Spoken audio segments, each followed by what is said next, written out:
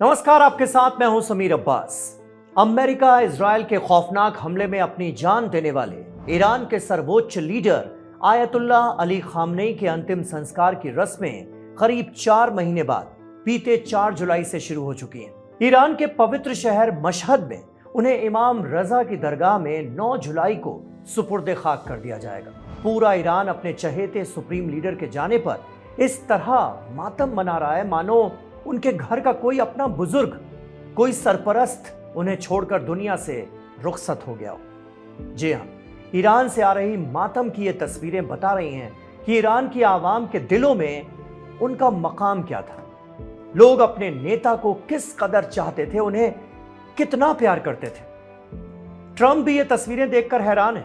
कह रहे हैं कि उन्हें तो लगा था कि ईरान के लोग खामनेई से नफरत करते हैं, पर यहां तो लोग अपने नेता के लिए आंसू बहा रहे हैं। खामनेई के जाने के बाद ईरान पूरी दुनिया में पहले से ज्यादा मजबूत होकर उभरा है। वैसे ट्रंप के बयानों से किसी तरह के पश्चाताप की उम्मीद करना बेमानी होगी। बहरहाल, अंतिम संस्कार की रस्मों में शामिल होने के लिए पूरी दुनिया से तमाम बड़ी बड़ी राजनीतिक हस्तियां और राष्ट्राध्यक्ष भी ईरान पहुंच रहे हैं। भारत से भी एक डेलीगेशन ईरान पहुंचा है, जिसका नेतृत्व भारत की मोदी सरकार के विदेश राज्य मंत्री पवित्रा मार्गरीटा और बिहार के गवर्नर सैयद अता हसनैन ने किया।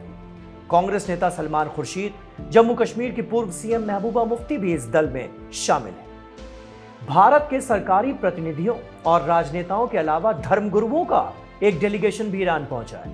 एक बड़ी शानदार तस्वीर दुनिया ने देखी। हिंदू, मुस्लिम, सिख और ईसाई धर्मगुरु एक लाइन में खड़े होकर आयतुल्लाह खामनेई के लिए प्रार्थना और दुआएं करते नजर आए। खामनेई की अंतिम विदाई में खाड़ी के 6 देशों में से सिर्फ सऊदी अरब, ओमान और कतर ने आधिकारिक डेलीगेशन भेजा। वहीं यूएई, बहरीन और कुवैत इसमें शामिल नहीं हुए। ईरान ने कहा था कि जिन देशों ने अमेरिका इजराइल का सपोर्ट किया है, समर्थन दिया, उन्हें समारोह का निमंत्रण नहीं दिया गया है। हालांकि ये कौन कौन से देश हैं, ये ईरान ने नहीं बताया। ये सभी मुस्लिम देश हैं, पर इनकी भूमिका अमेरिका ईरान जंग में क्या रही, कैसे इन मुल्कों ने अमेरिका इजराइल का साथ दिया, ये दुनिया जानती है। वैसे भारत से ईरान के सुप्रीम लीडर और ईरान का एक खास कनेक्शन रहा है। मैंने तो कुछ दिनों पहले जाने माने इस्लामिक स्कॉलर मौलाना कल्बे रुशैद रिजवी से एक पॉडकास्ट में ये सवाल पूछा था कि ईरान से आखिर भारतीयों का, भारत के मुसलमानों का रिश्ता क्या है। तो उनका जवाब क्या था, जरा सुनिए। यहाँ के मुसलमानों से ईरान का कनेक्शन क्या है और ईरान को लेकर ये जो सेंटिमेंट्स हैं, इसके पीछे क्या वजह है। यहाँ पर लोग रोना पीटना क्यों कर रहे हैं, लोग मातम मनाते हुए निकलकर सड़कों पर क्यों नजर आ रहे हैं मातम मनाते हुए। तो इसका जवाब आपके हिसाब से क्या है? ये बहुत आसान चीज़ें हैं। हम ज़रा इसे थोड़ा डिटेल में समझने की कोशिश करते हैं। हमें हुकूमतें जॉब देती हैं, हमें हुकूमतें फॉर एग्ज़ाम्पल करियर संभालने में मदद करती हैं, हमें हुकूमतें खाने पीने के सामान में, राशन में, इन चीज़ों में मदद करती हैं। हम हुकूमतों पे अपना गुस्सा भी दिखाते हैं और हुकूमतों पे अपना प्यार भी बरसाते हैं। जब उन्हें वोट मिलता है तो वो हमारा प्यार होता है, जब वो रिजेक्ट करके कहीं हार मानती हैं तो वो हमारा गुस्सा होता है। हम मतलब भारत की कम्युनिटी की मैं बात कर रहा हूँ। हम ये नहीं कह सकते कि सिर्फ शियों ने गम मनाया, सिर्फ शिया रोड पे आए। हम इसे थोड़ा जोड़ के देखना चाहते हैं, चूँकि अभी आपने देखा होगा एम्बेसी ईरान ने लोगों के कहने पर एक अकाउंट मदद के लिए अगर किसी की ख्वाहिश हो तो वो इशू किया था। उसमें सबसे पहला चंदा किसी गुप्ता जी ने 12,500 रुपया दिया। तो मैं क्यों भूल जाऊं उस गुप्ता को जो दिल्ली से ईरानी एम्बेसी को मजलूम समझ के उन मजलूमों के लिए उनके ज़ख्मों पे मरहम लगने के काम आए, उसका तस्करा ना करूं।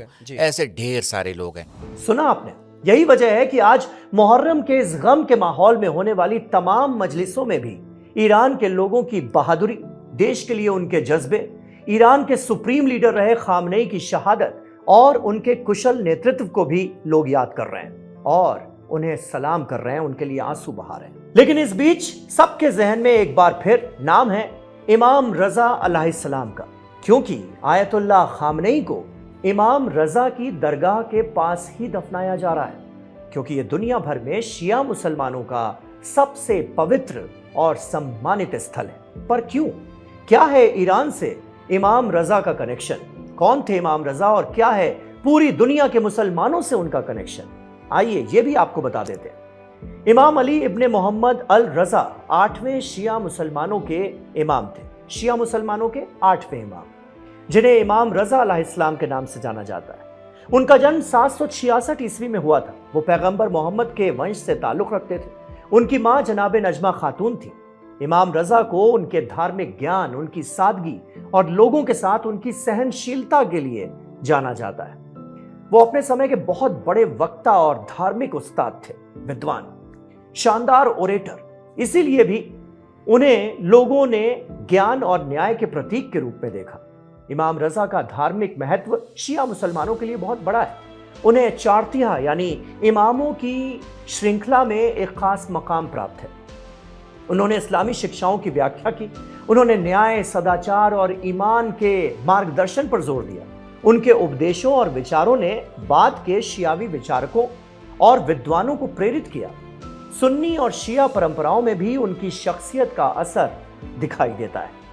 उनके समय के कई स्टूडेंट्स और अनुयायी बने जो उनके शिक्षण को आगे बढ़ाते रहे।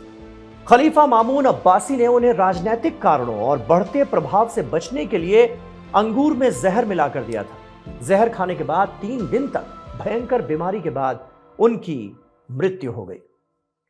इमाम रजा की दरगाह यानी उनके मकबरे का भी इसीलिए बड़ा ऐतिहासिक महत्व है। इमाम रजा का ये पाक मकबरा ईरान के धार्मिक शहर, ईरान की कल्चरल कैपिटल मशहद में मौजूद है। मशहद ईरान के उत्तर पूर्वी हिस्से में है। मशहद नाम का मतलब अरबी फारसी में शहीद स्थल होता है, शहीदों की जगह। क्योंकि यह शहर इमाम रजा की शहादत और उनके मकबरे के कारण पूरी दुनिया में मशहूर हुआ, लिहाजा आज ये जगह पूरी दुनिया के शिया समुदाय के लिए भी बहुत पाक मानी जाती है। इमाम रजा की मौत और उनके दफन के बाद यह स्थान धीरे धीरे इबादत और यात्रा की एक जगह बन गया। उनके अनुयायियों ने मकबरे के आसपास धार्मिक स्थल का निर्माण शुरू किया।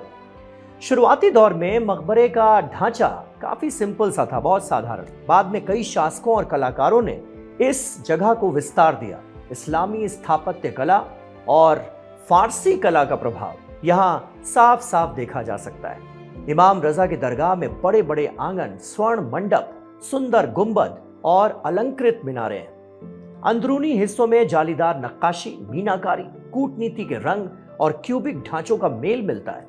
दरवाजों पर कीमती धातु और शीशे के काम किए गए। इस पूरे कैंपस में मदरसा, पुस्तकालय और जियारत के लिए अलग अलग जगहें मौजूद हैं। यहाँ का स्थापत्य और सज्जा फारसी और इस्लामी शिल्प कला का बेहतरीन नमूना माना जाता है। दरगाह में साल भर जियारत करने वाले आते रहते हैं। विशेष तौर पर मुबारक तारीखों पर भारी संख्या में श्रद्धालु यहीं जमा होते हैं। लोग दुआ, नरम हृदय से प्रार्थना और कुरान पढ़ते हैं। अनेक धार्मिक कार्यक्रम, मजलिसें और स्मरण सभाएं भी यहीं पर आयोजित होती हैं। साथ ही दरगाह के आसपास परोपकारी काम होते हैं। गरीबों को भोजन देना, धार्मिक शिक्षा और सामुदायिक सेवा जैसी चीजें इनमें शामिल हैं। मशहद शहर और इमाम रजा अलैहिस्सलाम की दरगाह ने फारसी साहित्य, संगीत और कला पर भी गहरा असर छोड़ा है। कई कवियों और लेखकों ने इमाम रजा और उनकी दरगाह का जिक्र अपनी अपनी कृतियों में किया है। यह दरगाह न केवल एक धार्मिक केंद्र है, बल्कि सांस्कृतिक और शैक्षिक केंद्र के रूप में भी स्थापित हो चुकी है। यहाँ के पुस्तकालयों में, लाइब्रेरीज में बड़ी संख्या में धार्मिक और ऐतिहासिक ग्रंथ उपलब्ध हैं।